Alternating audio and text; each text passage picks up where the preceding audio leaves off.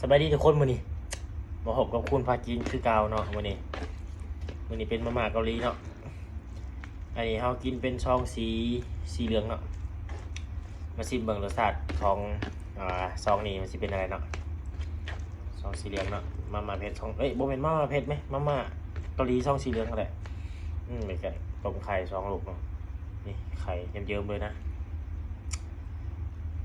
มาสิมาลองชิมเบิ่งเนาะมา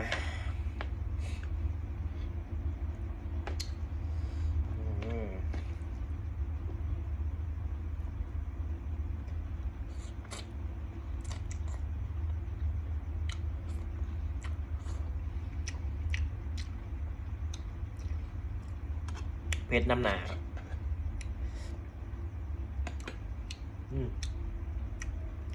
มันจะออกแบบต้มยำกุ้งน้อยหนึ่งเนาะแต่ว่าเผ็ดได้เรื่องอยู่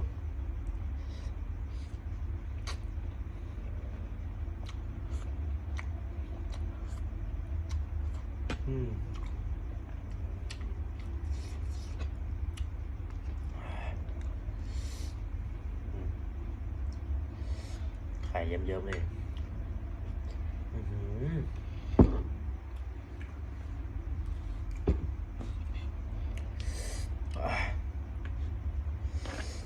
สุดยอดเลย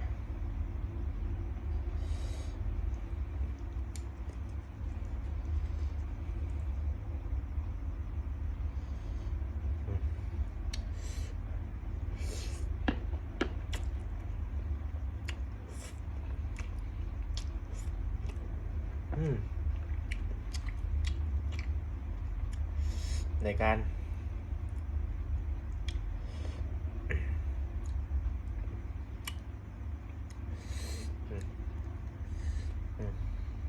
เมืองไทย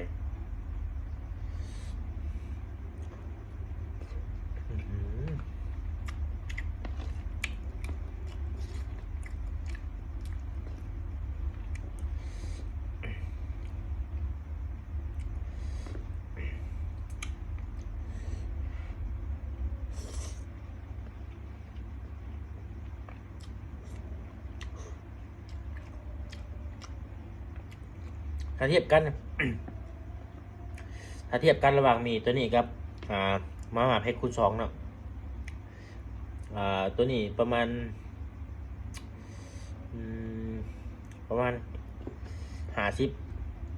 50ของคูณ2เนาะ50เต็มร้อยของคูณ2เนาะ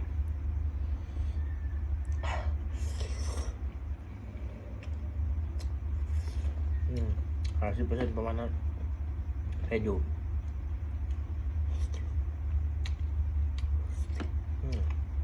ในเรื่อง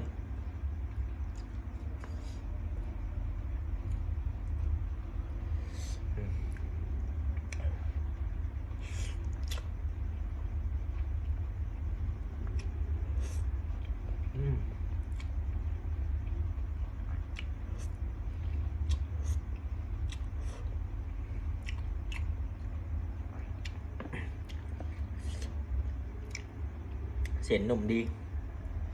ว้ายเริ่มเผ็ดแล้ววะเริ่มเผ็ดแล้วเนาะทุกคน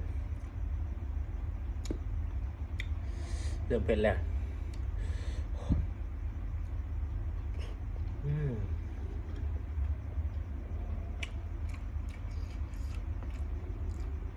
เอา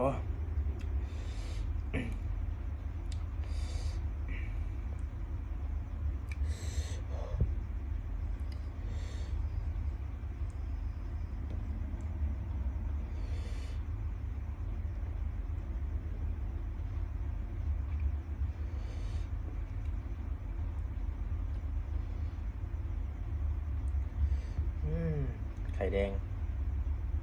ดงอุ้ยไข่แดง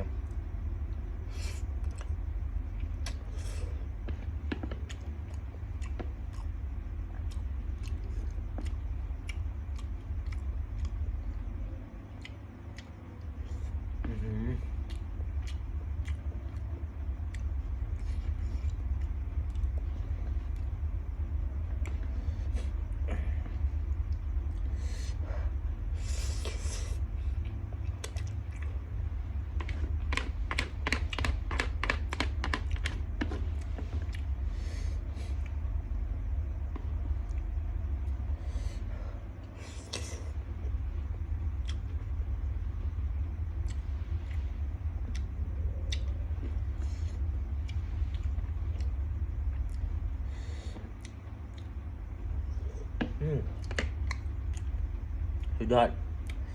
มีมาม่าเผ็ดซองสีเหลืองเนาะ ให้7 เต็ม 10ทุกคนสุดยอด